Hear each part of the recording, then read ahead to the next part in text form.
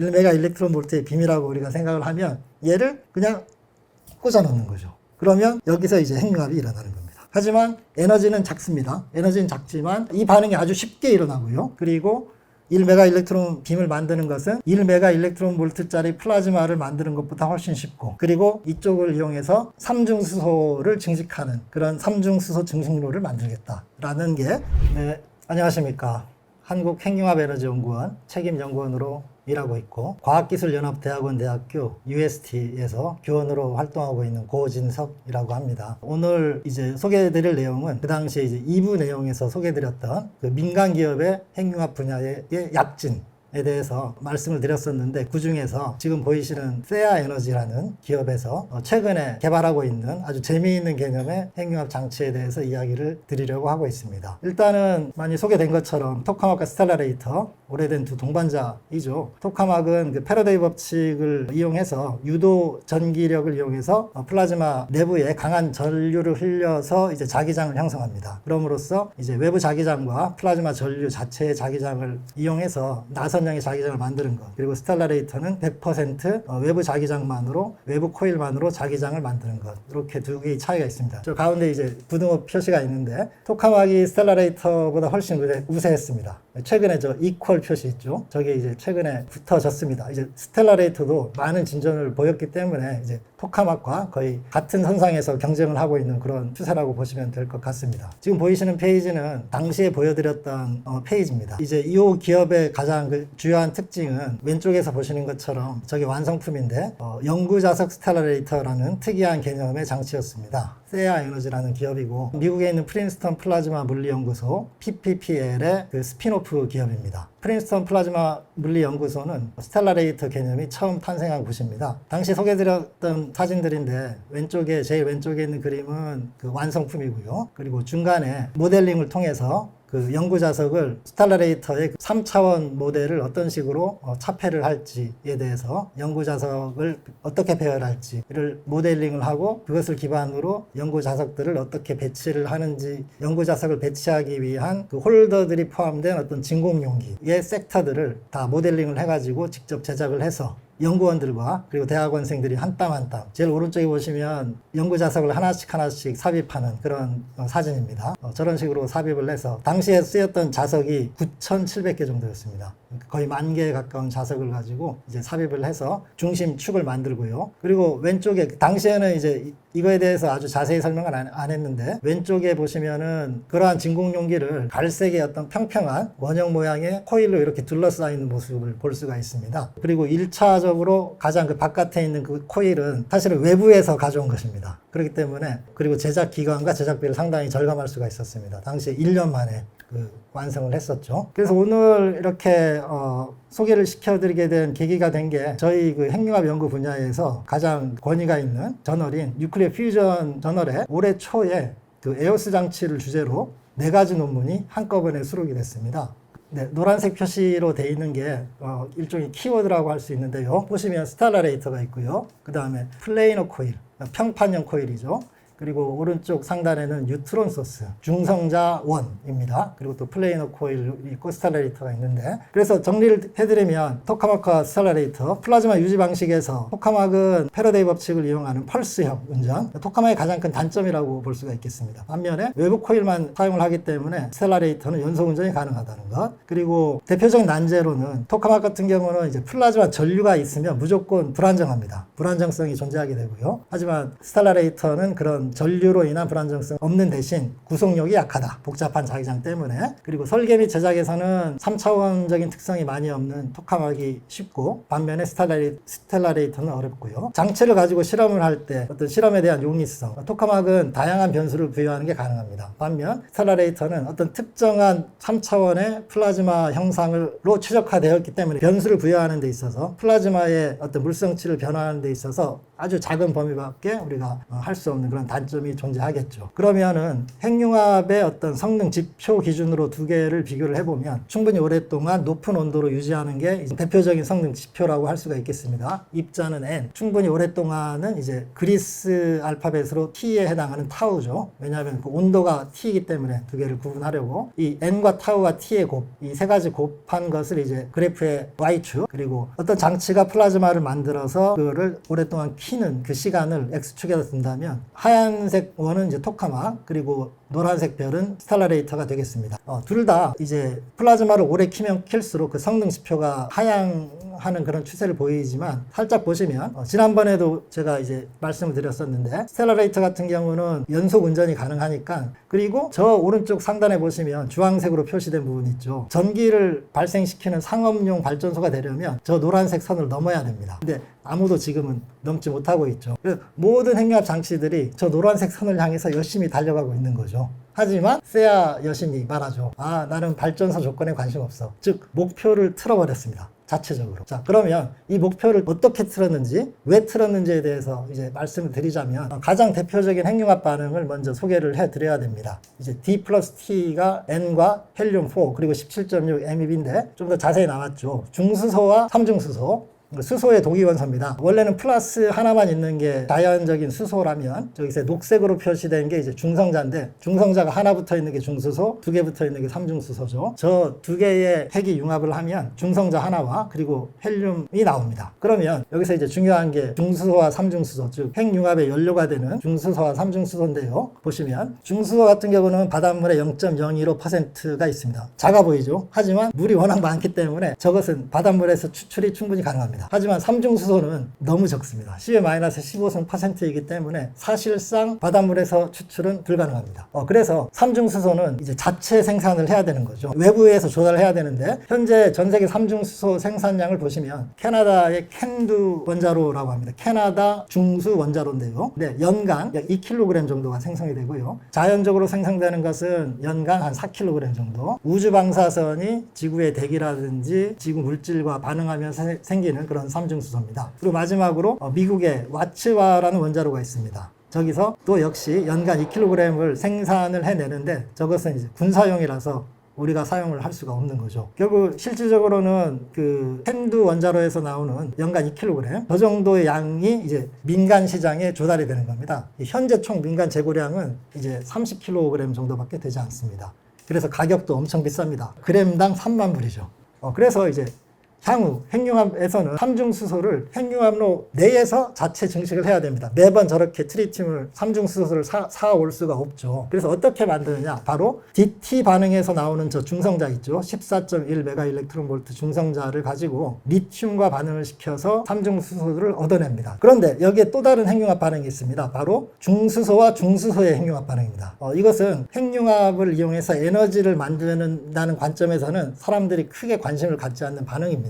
보시면은, 그런데 삼중수소가 필요하지 않죠. 어쨌든 이 반응은 다음과 같이 두 가지 반응이 딱 50대 50으로 발생하는데요. 하나는 중성자가 나오고, 그리고 헬륨3, 그리고 약간의 에너지, 중성자와 헬륨3가 나눠 갖는 에너지입니다. 그리고 삼중수소와 프로톤, 즉 양성자가 나오는 반응입니다. 둘 다 발열 반응인데, 주목할 점은 DD 반응을 해보니 물론 이제 에너지는 작지만 중성자가 나오고 삼중수소가 나옵니다. 뭔가 조금 구미가 당기네요. 게다가 첫 번째 반응에서 나오는 중성자는 그 위에 DT 반응에서 나오는 중성자보다 에너지가 훨씬 작죠. 그 말은 무슨 말이냐? 아까 말했던 그 리튬을 이용한 증식에서 중성자를 감속시키는데 큰 노력을 기울이지 않아도 된다는 것을 뜻합니다. 그래서 DT와 DD 반응을 한번 우리가 비교를 해보면요. 네.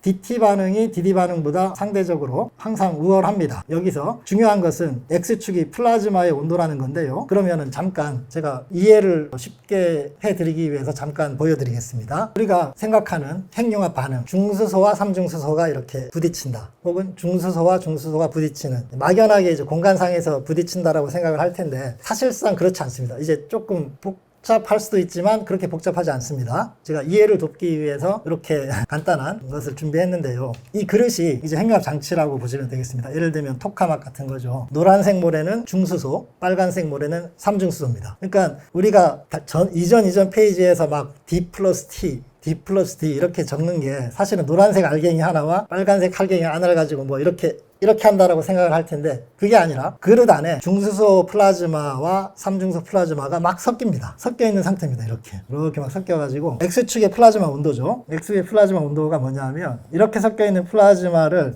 이제 막 가열을 하는 거죠. 가열을 해가지고 이 플라즈마의 평균 온도가 예를 들면 10kg 일렉트론 볼트 혹은 100kg 일렉트론 볼트 이렇게 되는 겁니다.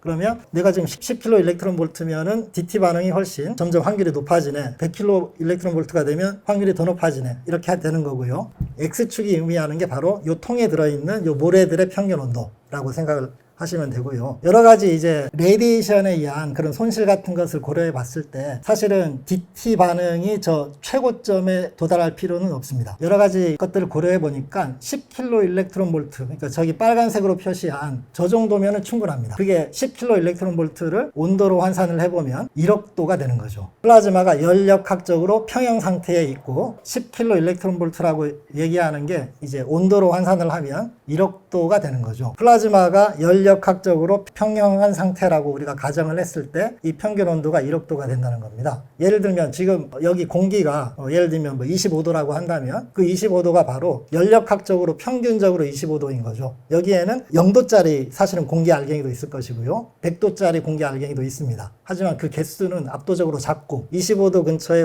공기 알갱이들이 압도적으로 많기 때문에 평균을 내보면 25도라고 얘기를 하는 것처럼 플라즈마도 마찬가지로 평균 온도가 1억 도면 되는 겁니다. 그리고 1억 도의 평균 온도를 갖는 중수소와 삼중수소를 이렇게 잘 보관만 하면 그냥 핵융합이 되는 거죠. 반면 노란색이 중수소라고 했죠. 중수소만 이렇게 있어요. 그러면은 여기서는 기껏 해봐야 DD 핵융합만 가능한 거죠. 하지만 지금 노란색 곡선을 보니까 플라즈마의 온도를 높이면 높일수록 핵융합 확률이 높아지네. 10의 세제곱 킬로 일렉트론 볼트가 되면 삼중수소하고 확률이 거의 비슷해집니다. 하지만 플라즈마 그룹을 10의 3,000kg 일렉트론 볼트라면은 1억 도, 10억 도, 100억 도의 온도로 올리는 것은 현실적으로 불가능합니다. 그래서 이 반응은, DD 반응은 이제 이 방식으로는 사실 가망이 없습니다. 자, 그러면 DD 핵융합은 전혀 매력이 없느냐? 여기서는 이 그릇 자체, 그릇에 있는 플라즈마 자체를 평균 온도를 1억 도 플라즈마로 만드는 것. 그래서 DT가 있을 때 핵융합이 일어나는 것이고요. 열 핵융합 반응. 여기서는 중수소만 있지만 얘들은 적당한 온도의 열역학적 평형 온도를 가지고 있는 중수소입니다. 여기다가 1메가 일렉트론 볼트의 빔.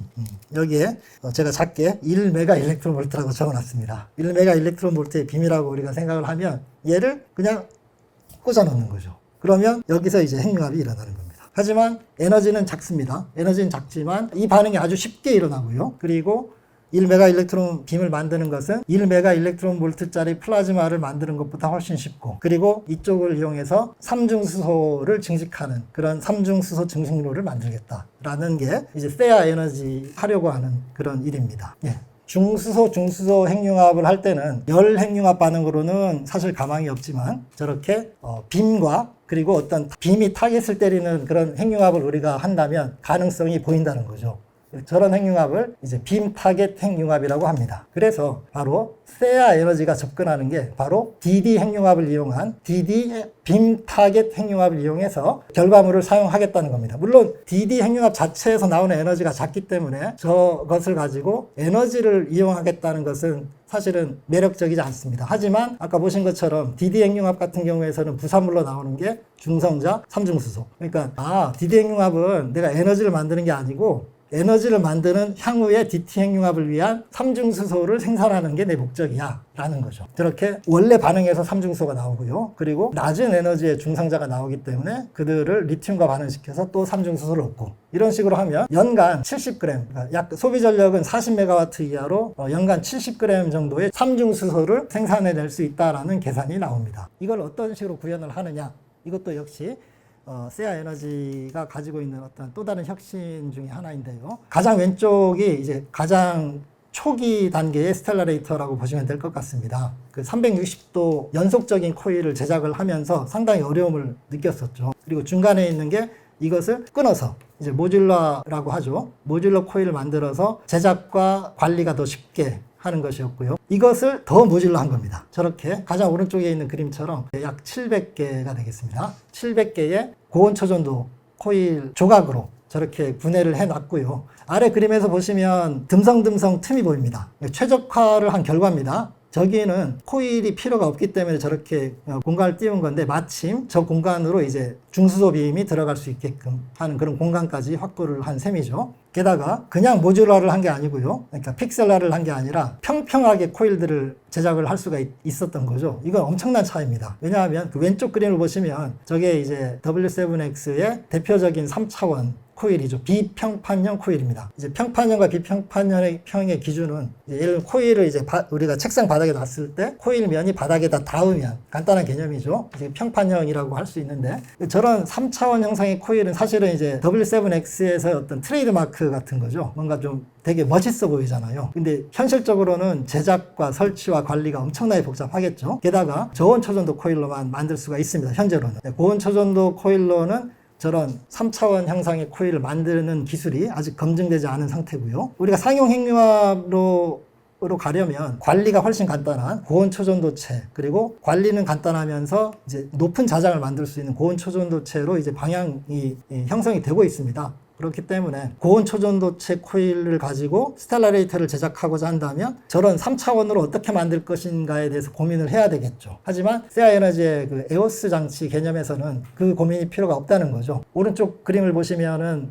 결국엔 아까 앞서 말씀드렸던 그 작은 평판형 코일, 저거는 이제 형상 코일이라고 합니다. 미세한 어떤 오차를 잡아주는 코일이고요. 그리고 가장 바깥을 둘러싸고 있는 저 갈색의 커다란 코일은 배치 자체는 약간 뒤틀려 있지만 그 코일 자체는 평판형입니다. 두 개의 평판형 코일을 가지고 하나는 큰 자장, 하나는 작은 미세 자장을 조정하는 그런 역할을 하게 되는 거죠. 하나의 3D 코일을 두 쌍의 평판형 코일이 커버를 한다. 이렇게 보시면 될 것 같고요. 참고로 이 그림에서는 리튬 블랭켓까지 고려를 하고 있습니다. 플라즈마와 그리고 진공용기 사이에 저 갈색으로 보이는 게 이제 리튬 블랭켓이죠. 소개해드린 그 네 가지 논문 중에서 또 한 가지에서는 이 코일의 최적화에 대해서 상당히 많은 소개를 하는데, 그 중에 하나가 그럼 내가 에오스라는 그 스텔라레이터 플라즈마를 여기서 소개하는 평판형 둘레 코일과 형상 코일의 조합으로 하는 거, 그리고 기존의 W7X에서처럼 모듈러 코일로 형성을 했을 때 그 자기장 오차가 얼마나 나는지를 비교를 해봤습니다. 보시면은 W7X의 3차원 코일과 코일의 결과는 이제 그림의 상단에 있고요. 그림 하단에는 에오스의 접근 방식인데, 물론 이 오차가 일어나는 위치는 조금씩 다릅니다. 이거는 이제 도너츠를 중간을 잘라서 쭉 펼친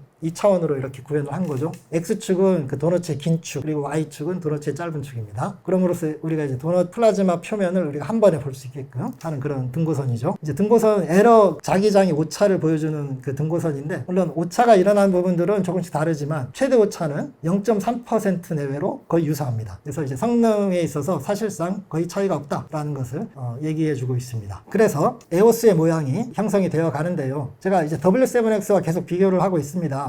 오른쪽 상단에 있는데, 그 에오스 접근 방식의 또 다른 장점, 그러니까 이제 모듈러 평판형 코일을 사용한 스텔라레이터의 또 다른 장점은 저런 식으로 섹터별로 분리가 가능하다는 것이죠. 뭔가 우리가 진공용기 내부에 부품을 교체한다든지 고장난 코일들을 교체할 때 저런 코일과 코일 사이의 섹터를 저렇게 샌드위치처럼 잘라서 보수하고 다시 집어넣는 저런 방식이 가능하다는 건데, W7X를 보시면은 전혀 그래 보이지 않습니다. 상당히 어려운 태스크가 되겠죠. 그래서 이제 오늘 제가 에오스라는 그 세아에너지의 독특한 개념의 핵융합 장치에 대해서 말씀드렸는데, 두 가지 어떤 혁신적인 아이디어를 소개를 해드렸습니다. 제가 오늘 소개드린 이 세아에너지 에오스 장치는 어떤 다른 장치 대비 어떤 우월성을 가진다라기보다는 이제 어떤 문제 접근 방식에 있어서 다양성 그리고 독창성을 가질 수 있다라는 식으로 여러분들이 이해를 해주셨으면 감사드리겠습니다. 네, 이상 들어주셔서 감사드리겠습니다. 네,